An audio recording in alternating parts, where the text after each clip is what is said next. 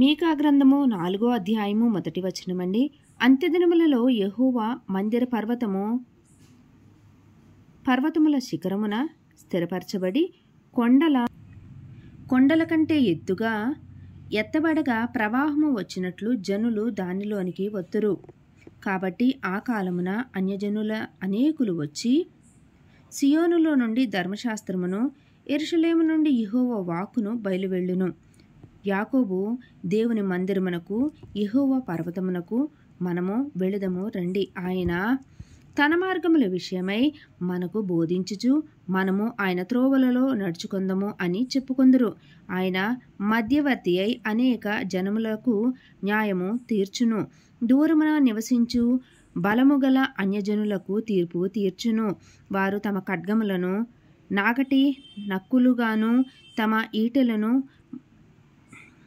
మచ్చుకత్తులుగాను సాగకొట్టుదురు. జనము మీదికి జనము ఖడ్గము ఎత్తక ఉండును. యుద్ధము చేయు నేర్చుకునుట జనులు ఇక మానివేతురు.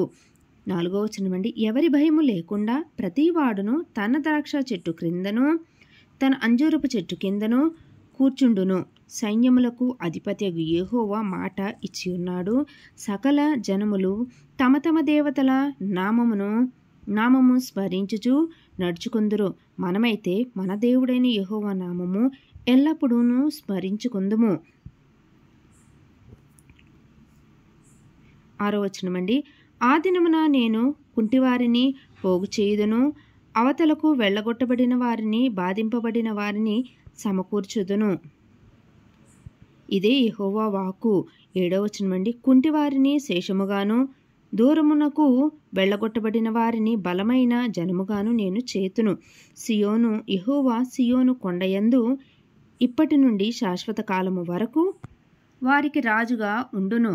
8వ వచనమండి. మందల గోపురమా, సియోను కుమార్తె పర్వతమా, మునుపటి లాగున యెరూషలేము కుమార్తె మీద నీకు ప్రభుత్వము కలుగును. నీవెందుకు కేకలు వేయుచున్నావు? నీకు రాజు లేకపోవుట చేతనే, నీ ఆలోచన కర్తలు నశించిపోవుట చేతనే ప్రసూతి స్త్రీకి వచ్చిన వేదనలు నీకు వచ్చినవా?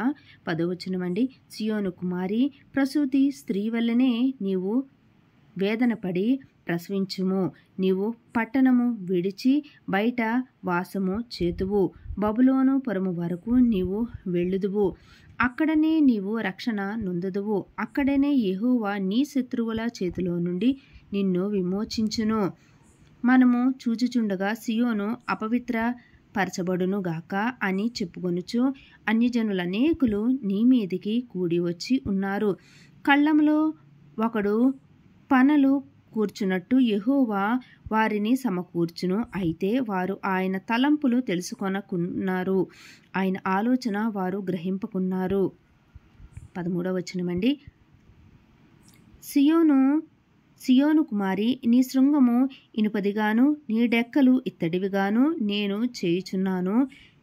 లేచి కళ్ళము త్రొక్కుము. అనేక జనములను నీవు అణగదొరుకుదువు. వారికి దొరికిన లాభమును నేను యెహోవాకు ప్రతిష్ఠించుదును. వారి ఆస్తిని సర్వలోకనాథునికి ప్రతిష్ఠించుదును. నెక్స్ట్ అధ్యాయం 5వ అధ్యాయం అండి.